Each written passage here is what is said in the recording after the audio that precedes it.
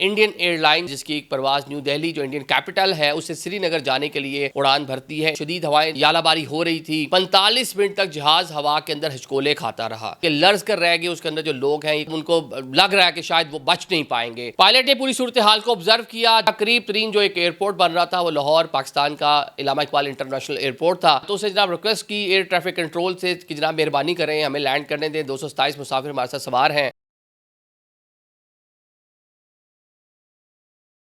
السلام علیکم ناظرین، میں ہوں عادل نظامی اور آپ دیکھ رہے ہیں میرا ڈیجیٹل چینل. ناظرین، آج کا vlog IndiGo Indian airline جو ہے اس کے بارے میں ہے، جس کی ایک پرواز نیو دہلی جو انڈین کیپٹل ہے اسے سری نگر جانے کے لیے اڑان بھرتی ہے. انڈین آکوپائڈ جو کشمیر ہے، مقبوضہ کشمیر، وہاں جانے کے لیے.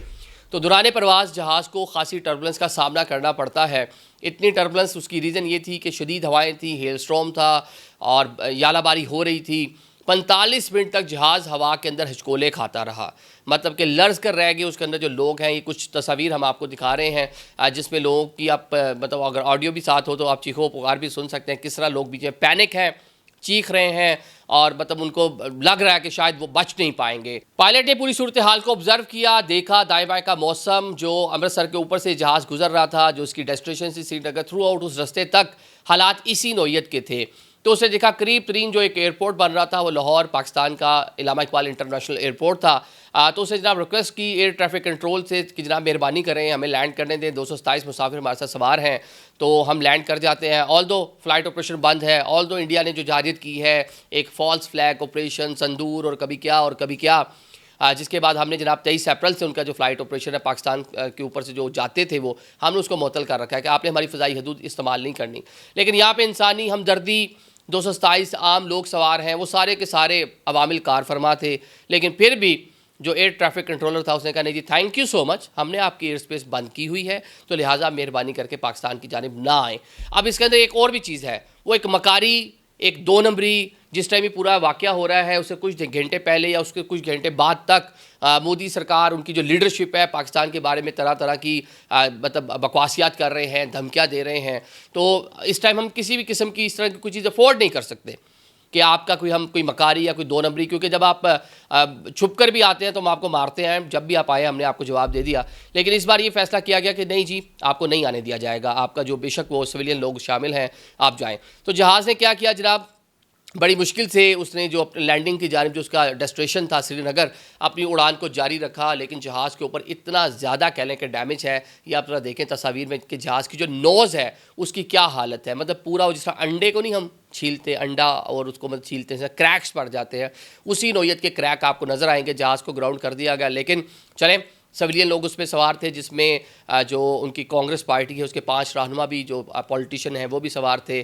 بحفاظت وہ اتر گئے اور ایک سویلین لوگ تھے، ان کی سیفٹی، ایک عام شہری تھے، ان کے لیے ہم دعا گو ہیں اور اللہ کا شکر ہے کہ وہ بحفاظت وہاں پہ اترے ہیں، ان کو کوئی ڈیمیجز نہیں ہوئے. لیکن پاکستانی جو ایئر ٹریفک کنٹرول تھے انہوں نے ٹھیک میسیج دیا. ماضی میں دیکھتے ہیں ہمارا دونوں کا فلائٹ آپریشن ایک طویل عرصے سے معطل ہے، لیکن وہ ہماری فضائی حدود استعمال کرتے ہیں. آئے روز ہم دیکھتے ہیں کراچی میں کوئی جہاز لینڈ کر رہا ہے، لاہور میں کوئی ہنگامی لینڈنگ ہو گئی ہے، کسی پیسنجر کی طبیعت خراب ہو گئی ہے.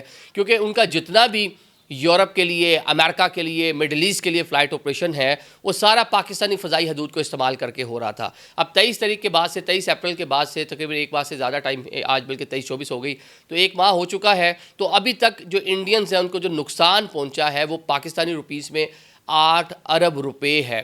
مطلب ایک خطیر رقم ہے. ماضی میں بھی جب ہم نے 2019 میں دیکھا تھا تب بھی ان کو بڑے ڈیمیجز ہوئے تھے.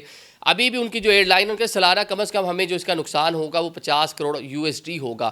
تو اگر آپ اس کو ذرا سوچیں کہ کتنی خطیر رقم ان کو لاس کرنا پڑ رہا ہے، ان کو جناب سٹاپ اوور کرنا پڑ رہا ہے. امریکہ کے لیے، کینیڈا کے لیے ان کی ڈائریکٹلی جو ہے فلائٹ نہیں جا پا رہی. یورپ میں کہیں نہ کہیں سٹاپ اوور کرنا پڑ رہا ہے. اس کے الگ سے ایئرپورٹ یوز کرنے کے، گراؤنڈ ہینڈلنگ کے پیسے دینے پڑ رہے ہیں. فیول اضافی لگ رہا ہے. ٹائم زیادہ ہونے کی وجہ سے، لمبی ڈیسٹینیشن زیادہ ہونے کی وجہ سے 3 سے 4 گھنٹے جو فلائٹ ٹائم بڑھ گیا ہے. جو انڈین جو شہری ہیں وہ اوائڈ کر رہے ہیں اپنی ایئر لائنس کو استعمال کرنے. وہ بالکل ان کا رجحان جو ہے وہ قطر کی جانب بڑھ گیا ہے، اتحاد کی جانب، ایمریٹس کی جانب، جو دیگر ایئر لائن، سعودی ایئر لائن ہے، اس کو زیادہ استعمال کرنا شروع کر دیا ہے. تو ایئر لائنس نے بھی حکومت سے، ایئر انڈیا نے، انڈیگو نے، دیگر جو ایئر لائنس ہیں انہوں نے جناب مطالبہ کیا تھا جو ہمارے نقصان ہو رہے ہیں اس کی بھرپائی کریں، تو وہاں پہ بھی مودی سرکار نے ہاتھ اٹھا لیے۔